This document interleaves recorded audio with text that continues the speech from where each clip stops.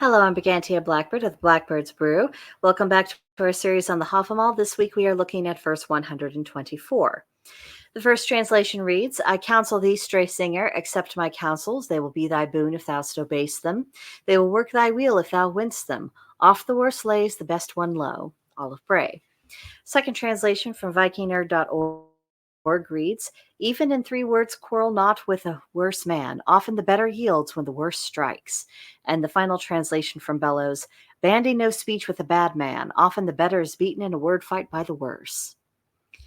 So, feel like this one is pretty straightforward this week. It is a waste of time. Never argue with an idiot, as Mark Twain said. They will drag you down to their level and beat you with experience.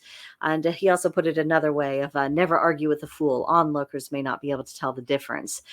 It is possible to refute bad arguments that we have for various ideas in society without directly engaging with complete and utter morons. And I'm sorry to say it so bluntly, but that is very much what the verse is talking about.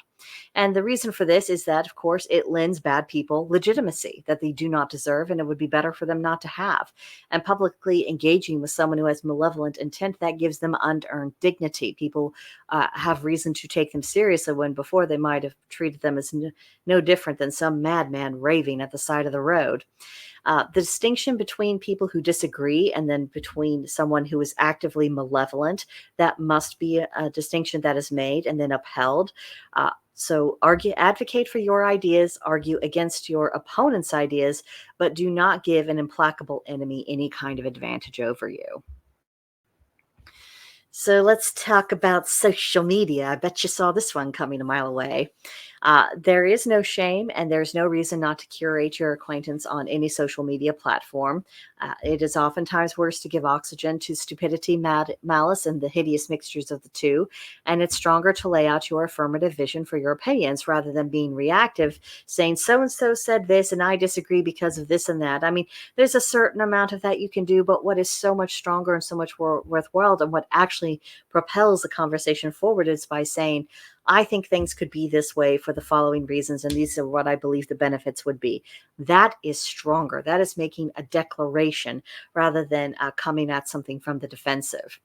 Now, for those of you who are properly concerned with echo chamber prevention, you can still invite people who disagree, but can vigorously and respectfully debate you and your ideas into your circle of acquaintance. You can absolutely do that because it's the difference between disagreement and malice. You can consider reasonable perspectives from people, whether you're well acquainted with them or they're just someone that you're familiar with from social media. Test all opinions, your own and everyone else's, against reality itself. That will really tell you what works and what doesn't.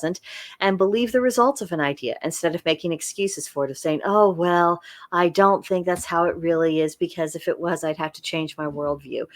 Sometimes if your worldview doesn't actually match up with reality, your job is to change your worldview, not expect reality to adapt itself to your preferred prejudices. And then another thing you can do to make sure that you don't end up in an echo chamber is to cherish the people who do speak their mind, even though there may be disagreement. And, just again, to emphasize, people can disagree without being malicious about it. So learning to tell the difference between the two is going to be extremely advantageous to you. And that's what I took from this verse. It's short and sweet this week, but I feel like it was just so straightforward about its meaning that not a whole lot has to be said to elaborate on it. But if you have your own thoughts, share them with me in the comment section below, or email me at brigantiablackbird@protonmail.com, and we can have a discussion there. But that'll do it for today. And next week, we'll be talking about verse 125, and I hope to see you then. But until next time, bye.